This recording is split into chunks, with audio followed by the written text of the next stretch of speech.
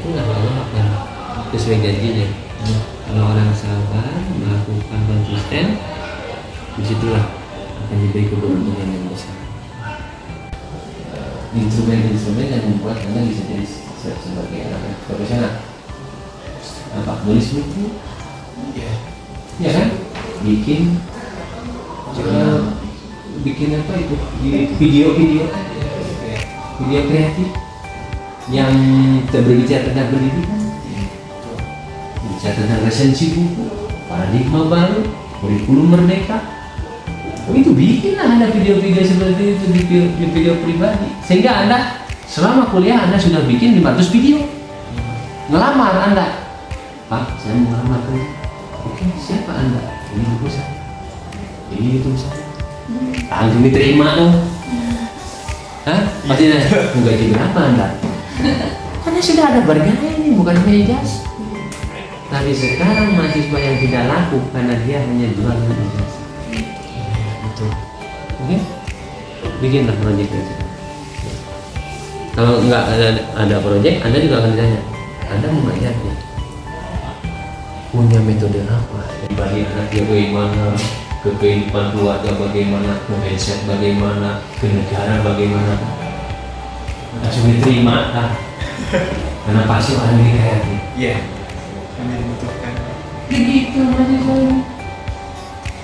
Dan guru ini sebenarnya dunia kreatif, bukan dunia akademis seperti peneliti. Guru mah kreativitas, memahami perubahan zaman, perubahan ini apa yang akan saya ajarkan. Dan itulah produk-produk guru. Yang menerapkan metode-metode itu dia tulis dalam sebuah naratif ya, jadi buku. Iya. Dia sampaikan dalam bentuk tulisan di YouTube. Tapi ya memang kadang-kadang ada yang orang nggak bisa menjangkau cara berpikir seperti itu. Ya, Anda harus belajar editing. Ya kan? Edit video minimal di kosan itu Anda punya green screen, ada tripod, kurang ngomong selancar 500 kali ngomong, bayangin. Ya saya ngomong lancar begini kan saya udah 20 tahun ngomong kayak begini. Isi otak baca. Tapi someday dengan berlatih terus kita akan terlatih. Saya bikin podcast. Kemarin kan ada burung-burung, tahu kan burung-burung? Itu lulus saya dari kelas. Sekarang, teori ini sekarang kenapa anak harus mati? Saya pakai teori itu lah. Walau anak asal kilo, was aman wataku, lapatahnya barakati milik saya. Kata Allah itu begini. Kalau satu kelompok ini orang-orang yang beriman dan bertakwa kepada Tuhan, maka kamu sudahkan berkah dari Allah. Itu teori itu. Saya jadikan saja teori itu. Oke, jadi mau saya bikin gimana caranya? Dan saya katakan semua orang di sekolah ini duka bebas saja. Karena itu kalau satu kelompok beriman dan bertakwa, ukurannya apa? Salah, kan? Ya kan? Sudah selesai terjadi kita. Nah, alhamdulillah bisa riset dari satu buku. Saya tulis satu buku soal judulnya Beyond Imagination, lebih di luar nalar manusia. Nah, itu ada teori pendidikan dalam Al-Quran. Itu kan Pak, kata bapak saya yang benar begitu. Ya sama. Si apa itu Arnold Toynbee juga bilang bahwa hidup ini adalah rise and decline, kata dia saja itu. Tapi kan untuk membenarkan rise and decline-nya apa? Buktikan aja. Dia menggunakan bukti bahwa dalam sejarah itu semuanya rise and decline dan benar. Ya akhirnya benar katanya. Dan rise and decline itu ada dalam Al-Quran, Al-An'am ayat 6. Keren sekali Qurannya, benar ya. Maka bagi saya Quran itu adalah kitab pendidikan. Betul Pak, saya ngerasain sendiri sih Pak. Pas ketika saya masuk kuliah aja saya bisa dibilang karena Quran gitu Pak. Karena saya namanya dari guru saya itu sendiri, coba kamu tilawah aja istiqomah gitu segini, tapi sebelum tilawah itu kamu doa dulu gitu, kayak tawasul, kayak apa yang kamu inginkan gitu. Terus saya jalanin itu, alhamdulillah sih Pak gitu. Dan itu ngefek kan? Ngefek banget Pak. Ngefek. Dan itu hanya membaca saja. Iya. Dengan positif thinking kepada Allah, gitu kan? Ngefek. Sekarang bagaimana kalau orang itu dijalanin, tapi informasinya dia dapatkan, wah, hidup ini harus bagaimana, menjadi hudalil muttaqin itu kalau ngomong harus bagaimana di hadapan anak, kalau mendidik itu harus bagaimana ke anak. Anda dapat ilmu-ilmu juga, pengetahuan dari Al-Quran sebagai Anda sebagai guru. Bayangkan, Anda sudah rutin melakukan itu, tapi pemahamannya diperdalam sehingga rutin itu tidak akan ditinggalkan. Disertasi saya juga termasuk saya ini yang membahas sih Pak. Untuk supervisi sendiri itu biasanya Bapak melakukannya berapa kali atau berapa kali sekali? Supervisi ini kalau menurut saya harus dilakukan setiap tahun dan terus menerus. Ya. Tetapi ada yang jarang orang memahami supervisi itu. Supervisi apa sih sebetulnya? Supervisi ini kadang-kadang tidak jelas. Hanya mensupervisi langkah-langkah gurunya saja. Ini kehilangan konteksnya. Nanti jam 10 nih saya akan supervisi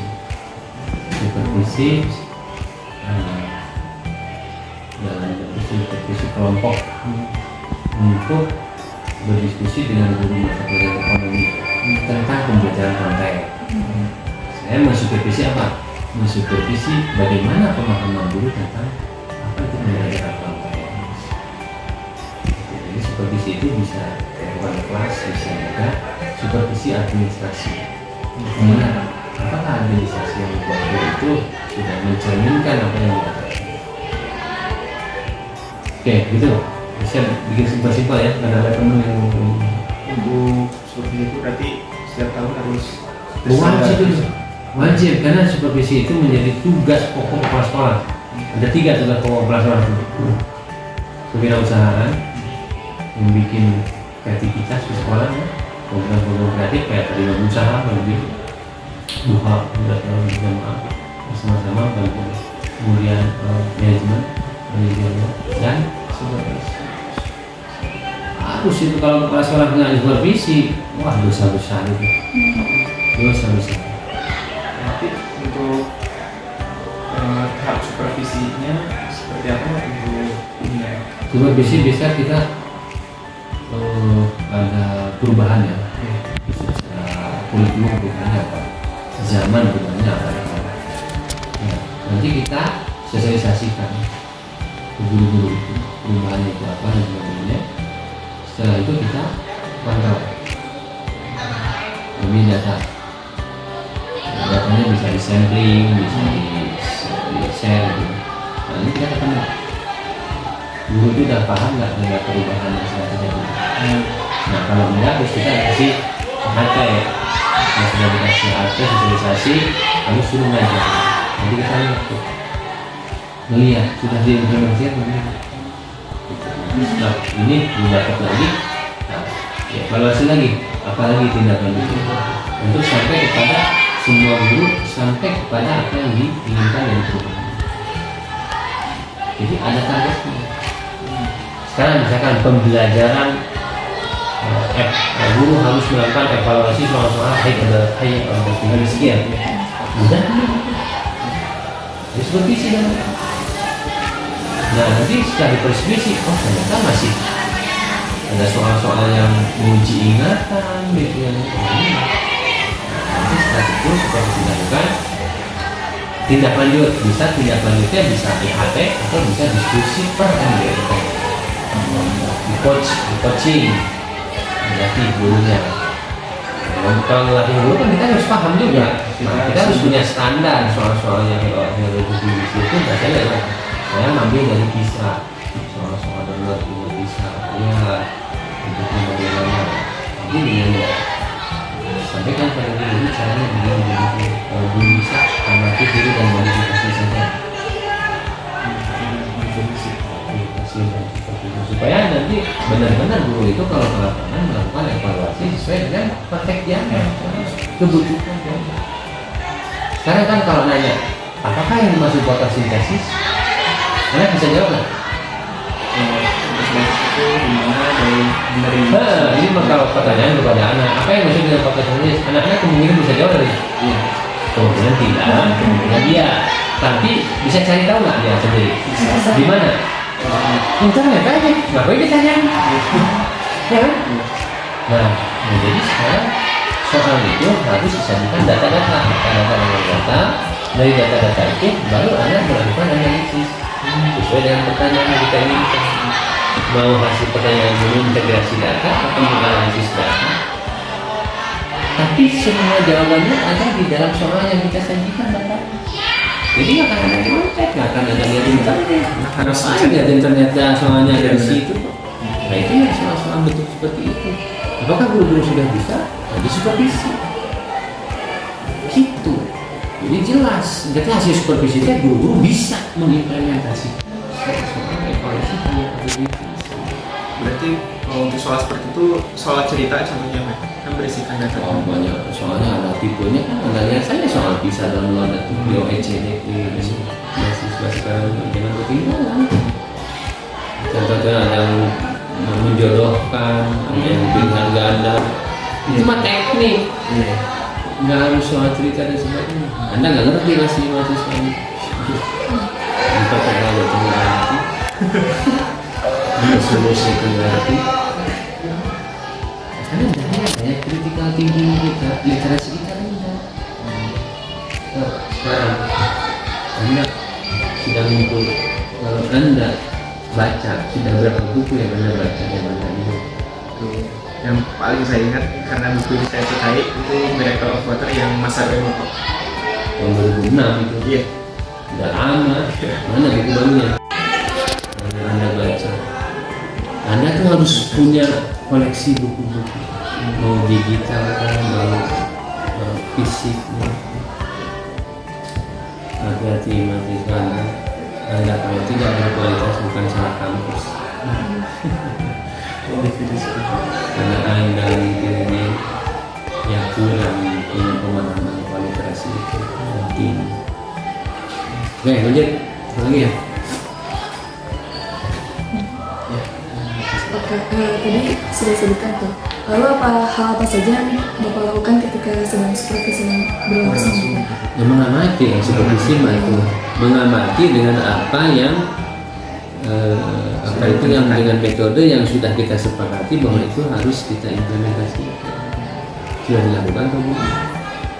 Tapi ada nggak sih Pak di saat supervisi itu guru merasa tidak nyaman gitu karena merasa terawasi? Oh ya, kalau 10 kali mah pasti, kalau udah biasa mah udah. iya. Ya udahlah, kalau guru itu jangan terlalu banyak alasan. Saya bilang guru itu sudah selesai dengan dirinya. Kalau guru masih malu, guru masih ini itu dan sebagainya, tolong jadi guru itu saja. Jadi kulit bangun aja. Iya kan? Betul. Nah, jadi guru harus selesai dengan pribadinya. Iya. Jangan tersinggung, jangan kunjungan, jangan nervous, jangan apa. Anda sudah profesional untuk kritisi, siap. Nggak boleh nervous, tersinggung dikit, alah cemen banget. Strong, mau jadi guru. Makanya pengetahuan itu harus luas. Orang profesional mah, saya mau disupervisi kapan aja, mungkin siap. Karena saya merasa sudah melakukan seluruh tugas yang saya tugaskan secara profesional. Gitu. Lalu untuk hal tersebut dari supervisi sendiri apa sih faktor yang menentukan keberhasilan dari supervisi tersebut? Gitu. Dari seorang Tujuan yang jelas, yang mau diimplementasikan apa? Yang mau dirubah dalam paradigma pembelajaran untuk melatih kepada kemampuan dan kebutuhan anak-anak itu apa? Jelas dulu itu ya. Kalau itu kan nggak jelas, ngaco supervisinya. Mencari apa? supervisinya bisa mencari kedalaman materi yang dipahami oleh seorang guru berarti Benar. Ya kalau memang sekarang bukan kedalaman materi, tapi kritik itu. Kreativitas dari seorang guru menyampaikan sebuah materi. Iya. Dan itu kan tujuannya bukan gurunya yang disupervisi, itu anaknya. Jadi cara paradigma guru ngajarnya sudah sesuai nggak dengan konteks yang lalu anaknya nyerap. Iya. Kan itu dulu untuk anak. Ya, betul. Supervisi itu untuk menjamin bahwa pembelajaran abad 21 itu harus terjadi oleh guru dan anak-anak mendapatkan skill-skill itu untuk dia hidup di abad 21. Jadi kualitas pendidikan itu menurut Anda ada di mana? Kualitas itu di mana seorang murid dapat nyaman menerima ilmu Di mana adanya? Guru. di saat pembelajaran di sekolah. Di kelas. Jadi Indonesia ini ditentukan di kelas. Apa penting supervisi? Menurut kawas Anda itu, kalau Anda baru belajarnya bagus mau disupervisi, Anda itu mendustai proses supervisi Anda. Karena ngajar itu mau supervisi atau tidak itu harus bagus karena apa? Karena Indonesia nasibnya ada di kelas. Iya. Bener nggak? So ada orang kencing di pinggir jalan, buang sampah di pinggir jalan, nyebrang di mana saja. Apa ya? Di mana yang salah? Individu yang Di kelas. karena nggak mendapatkan. Di benih Iya. nggak benar ngajarnya. Nggak inspiring. Iya. Nggak diperkenalkan masalah-masalah sosial. Ayo gitu ya. Rebus. Terus tapi masalah nggak selesai. Iya. Karena nggak dihubungi. Karena tuh guru datang silakan buka paket kerjakan. Iya gitu. Terus ngerjain apa? Iya. Sementara di sini 2003 akan terjadi resesi. Jong-jong, ya. Tidak prepare gimana kalau kita resesi? Iya. Nah gurunya kerjakan aja karena pakai itu kan. Biarkan resesi berjalan aja, bukan urusanmu, urusan presiden. Waduh. Iya. Macam bener. Bener nggak? Iya. Bayangkan kalau guru-guru itu hadir di kelas. Chaos Indonesia. Hah? Iya betul. Ini pesan untuk anak muda. Serius. Dan saya melayani calon guru-guru itu saya mau ngomong serius. Kalau calon insinyur saya calon dokter biarin aja. Bukan urusan bangsa. Kalau guru serius ngajar di kelas, nggak akan ada yang banyak sakit, nggak akan ada yang banyak yang ke dokter, nggak akan panik kalau ada yang namanya COVID-19. Ini udah ada komunikasi. Iya, karena dia sudah punya antisipasi diri sendiri. Kalau sekarang kan ini gimana? Dia nyalahin orang. Tahu gitu deh. Ya karena tadi ngajarnya itu nggak pernah dikaitkan dengan konteks. Iya. Kebanyakan Anda itu korbannya, ya kan? Nah sekarang Anda jangan menjadi orang yang melanjutkan pekerjaan. Anda harus stop berubah gaya mengajar Anda, kaitkan dengan konteks permasalahan yang membawa ke kelas, selesaikan dengan geografi. Banjir selesaikan dengan geografi. Nyebrang sembarangan selesaikan dengan geografi. Harus begitu.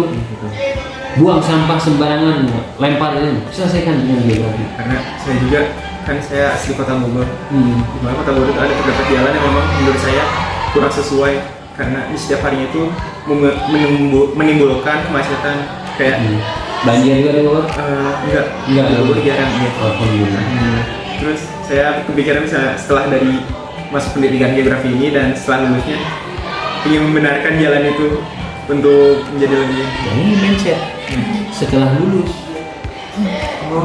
bisa mulai dari sekarang. Mindset. Iya. Setelah lulus, Anda tuh masih ada 20 itu mikir kayak begitu. Kenapa nggak sekarang? Belum mendapatkan link kembali ke sananya. No. Di situ kreativitas. Anda mau mengubah jalan itu, gimana caranya? Proposal. Anda YouTube presentasikan melalui YouTube. Kan mulai dari sosialisasi, menyadarkan orang, menyadarkan pemerintah itu lewat kepedulian kita. Tapi awas menyampaikan dengan bahasa-bahasa edukatif, akademis. Sampaikan aja di YouTube, tulis, kan itu action. Betul. Mengubah itu bukan berarti Anda harus mengubah saat itu pakai duit, pakai perusahaan, bukan. Tapi Anda peduli dulu. Nah, kepeduliannya sekecil apapun itu tindakanmu nggak perlu menurut. Oke? Nah, tapi kalau cara pandang Anda seperti itu, Anda itu unskilled. Karena Anda merasa kalau sudah lulus saya baru bisa bergerak. Nah, itu terlalu kuno cara berpikir seperti itu. Itu old mind. New mind sekarang itu grow mindset. Nah, buku bacanya tulis buku Carol Dweck. Judulnya Mindset, sudah diterjemahkan ke bahasa Indonesia. Wajib gitu. Kalau Anda menjadi seorang guru, keren itu. Dia seorang psikolog dari Harvard. Saya memesan buku itu. Udah. Lagi memesan. Oke, nanti apa bedanya grow mindset dengan fixed mindset? Fixed mindset itu dimana kita sudah menerima, ya sudah, kita hanya melakukan hal yang sudah ada. Sedangkan growth mindset kita perlu mengembangkan apa yang sudah diberikan atau dimasukkan. Contohnya tadi. Seperti tadi kan saya masih fixed mindset. Nah, nanti kalau sudah lulus. Iya, betul. Nah, itu paradigma lama kan? Iya. Dipakai orang-orang dulu dan itu sudah tertanam di kepala orang. Tapi sekarang zaman udah berubah. Bahkan bertindak itu bisa dimulai dari saat ini juga. Betul. Nah, berarti Anda nggak baca itu karena nggak tahu cara perubahan zaman, jadi fixed mindsetnya di situ. Nggak grow, karena grow itu nggak menyesuaikan dengan kondisi yang sekarang. Oke, good for you. Anda sudah baca buku? Baru memesan. Berarti Anda udah paham isinya. Tapi nanti untuk apa? Membaca buku itu untuk apa? Untuk mempertegas jelas-jelas contohnya apa, referensinya halaman berapa dan sebagainya dikutip kan. Itu keren buku itu. Keren, harus dibaca. Kalau mahasiswa baca itu dan pahami apa itu bedanya grow mindset dan fixed mindset, itu pasti Anda sendiri akan berubah. Oke, lanjut. Ya, mungkin untuk langkah supervisi sendiri, apakah terdapat prioritas guru yang harus supervisi itu seperti apa gitu? Ya semua. Semuanya Kan sekarang gini, guru semua ngajar ke siswa. Iya. Nggak ada prioritas guru. Berarti tidak ada prioritas semua sama rata. Ya, kecuali ada guru-guru yang memang sudah paham, itu yang dijadikan sebagai partner. Yang untuk mensupervisi. Jadi partner saya untuk supervisi yang kalau sudah dipahami oleh sudah diskusi mereka paham gitu apa yang terjadi dan sebagainya. Nah itu kita jadikan partner untuk mensupervisi guru. Lalu untuk hal tersebut, apakah ada alternatif lain Pak selain dari supervisi sendiri untuk memecahkan masalah yang dapat ada di sekolah? Ya supervisi itu harus karena untuk menjamin kan orang yang harus apa itu kalau supervisi itu kan harus membedakan yang valid, yang sahih, yang reliable kan gitu kan, yang hanya lagu saja laporan saja ya harus bagus sih. Karena saya guru kepala satu kan guru dan kadang-kadang kita kolaborasi di situ. Supervisi itu bukan menilai ya, tapi kayak mengidentifikasi masalah-masalah yang ada di guru apa gitu. Dan itu harus itu. Oke. Bagaimana gitu Pak cara kepala sekolah memantau tugas-tugas yang telah diberikan kepada guru agar berjalan sesuai rencana? Kadang saya menggunakan survei karena harus survei kinerja guru melalui keempat kompetensi guru sesuai permen. Apa empat kompetensi? Empat kompetensi guru: pedagogi, profesional, sosial, dan satu lagi. Ini Anda nggak boleh lupa nih kalau sebagai guru. Pedagogi, sosial, profesional, dan pengetahuan. satu lagi. Pedagogi, profesional, sosial. Apa sih? Pokoknya ini Anda harus betul-betul nancep di sini. Dan itu harus membangun nge-brand Anda itu dari empat kompetensi itu kalau menjadi guru. Itu empatnya adalah kepribadian. Oh ya, belajar. Satu. Ingat, pokoknya kenapa guru harus berkepribadian? Jadi contoh. Iya, betul. Kalau ada program suatu hal 12 orang, guru harus paling cepat. Ada kepribadian, dicontoh. Sosial, dia harus komunikasi di WA. Jangan di WA dibalasnya besok. Iya. Apalagi sampai kalau nggak dibalas, wah, itu menyalahi kode etik sebagai guru dan sebagai kode etik profesi. Nah, profesional, knowledge, pengetahuan, keilmuan, dan pedagogi kayak itu tadi, psikologi, perkembangan anak kita ini, belajar dan sebagainya. Anda awas jangan lupa tuh, jangan hanya apa Anda harus ngerti sampai ke unsur-unsur dalam elemennya.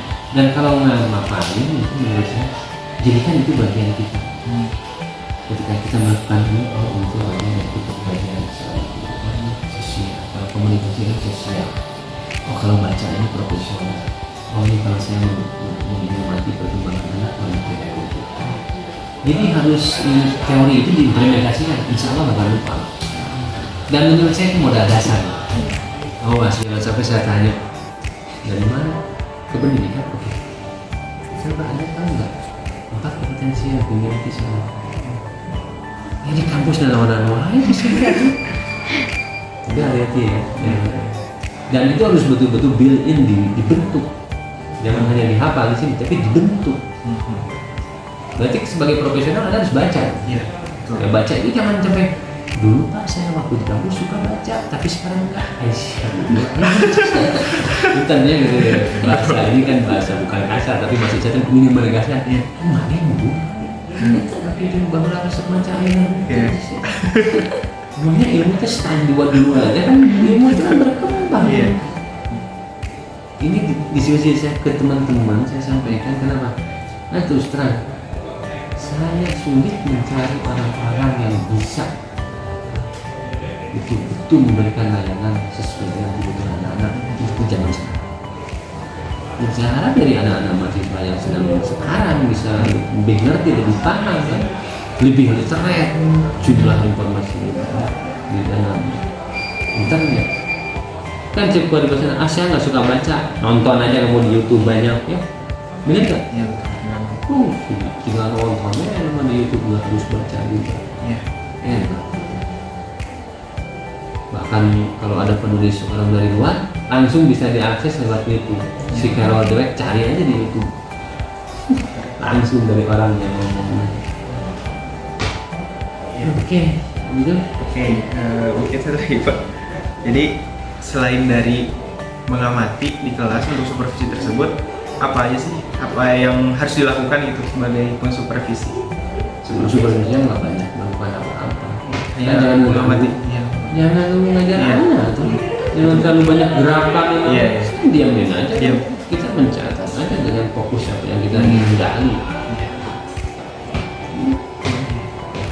Kan yang harus kita jaga itu anak. Jangan sampai kehadiran kita guru nama nervous itu mau urusan guru. Iya. Tapi anak ini yang nggak boleh terganggu seperti itu. Kan kita menghambanya ke anak. Oke. Pertanyaannya dicukupkan Pak ini karena sudah semua terjawab, sudah terwakili. Mungkin kami ingin sangat-sangat berterima kasih Pak atas sharing-sharingnya mengenai saham, mengenai kompetensi guru, apapun itu sangat kami terima dan kebetulan saya juga pengen main saham dia. Kalau anda mau didiskusi, boleh saya kapan saja. Nomor saya bisa dicatat. Pak, saya gini-gini.